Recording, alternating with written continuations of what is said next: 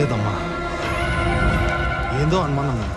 రోడ్లో తలకాయ పెట్టినాక రోకలి పోటీ పెద్దదైతేనేమి చిన్నదైతేనేమప్పా. తిప్పరామండి.